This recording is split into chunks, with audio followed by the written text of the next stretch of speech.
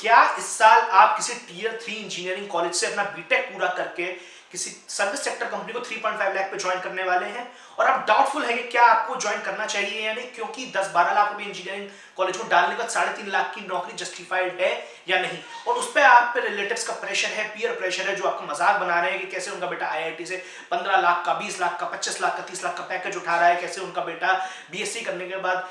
Bank PO बन चुका है, और आपने इतने लाखों खर्च करने के बाद भी सिर्फ और सिर्फ 3.5 लाख रुपए की नौकरी उठाई है। दोस्तों, अगले 5 मिनट में मैं आपके सारे डाउट क्लियर कर दूंगा कि कैसे इस 3.5 लाख की नौकरी को बैंक पीओ की नौकरी से नहीं कंपेयर करना चाहिए, कैसे एक 3.5 लाख की नौकरी वाला चाहे तो आईआईटी वाले को टक्कर दे सकता है, और ना सिर्फ दे सकता है बल्कि कॉर्पोरेट लाइफ में देता है।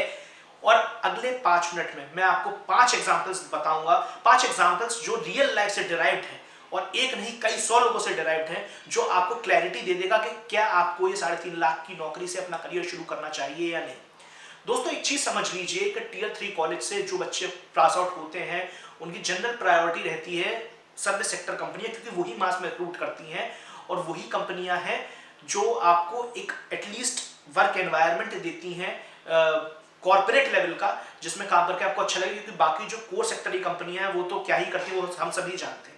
चलिए उस तरफ ना जाते हो, अपने मेन टॉपिक पर बने रहते हैं कि अगर आज आप 3.5 लाख की कंपनी ज्वाइन, 3.5 लाख पे कोई विच कंपनी यानी Wipro, Infosys, TCS, HCL, Cognizant जैसी कोई कंपनी ज्वाइन करते हैं तो 10 साल बाद आपका करियर कैसा होगा। तो इसके लिए मैं बताता हूं कि आप 5 ऐसे लोगों को उठाइए जिन्होंने 2014 में अपना बीटेक पूरा किया और इन्हीं विच कंपनीज को ज्वाइन किया। इनमें से 10 से 15% लोग आज 10 साल बाद जो बहुत मीडियोकर परफॉर्मेंस जिन्होंने दी और जिनका लक भी बहुत अच्छा नहीं था, वो आज भी विच कंपनियों में फंसे हुए हैं। उन्होंने शायद स्विच किया है या नहीं किया हुआ, ये एक इंडिविजुअल लेवल पर डिपेंड करता है, पर उनका जो 10 साल बाद भी पैकेज है वो 10 लाख के आसपास है। अगर आप यहाँ पे डिमोटिवेटेड हो रहे हैं तो रुक जाइए, इसके आगे की कहानी भी सुन लीजिए। फिर आते हैं टाइप 2 के लोग, वो लोग जो विच कंपनीज में तो जरूर है, बट इन 10 सालों के दौरान उन्होंने ऑनसाइट पकड़ लिया। ऑनसाइट बेसिकली क्या होता है कि हिंदुस्तान में ज्यादातर कंपनियां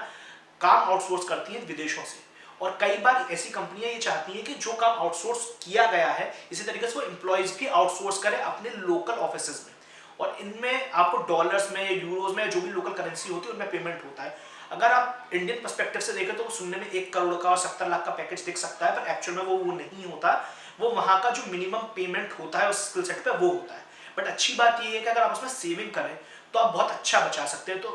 15 से 20% लोग जो 2014 में पास आउट हुए थे और आज भी इन्हीं विच कंपनीज में फंसे हुए हैं, उन्होंने अपने 5 से 6 साल ऑन सेट पे बिताया और आज उनके पास एक लमसम अमाउंट है। भले ही उनका पैकेज 10-12 लाख पे फंसा हुआ है, पर वो 1-8 करोड़ रुपए का एक कैश अपने पास जोड़ चुके हैं। अब वो चाहे तो ऐसे स्विच भी कर सकते हैं। ये टाइप 2 लोग हुए। अब आते हैं तीसरी कैटेगरी के लोग, जो थोड़े ज्यादा एम्बिशियस होते हैं, जो ऑन साइट वगैरह में विश्वास नहीं रखते हैं और वो स्विच करते रहते हैं। अब स्विच करने वाले भी 2 कैटेगरी के होते हैं जो सर्विस सेक्टर में ही घूमते रहते हैं। आज उनका 10 साल बाद पैकेज 20 से 22 लाख रुपए हो सकता है बड़ी आराम से,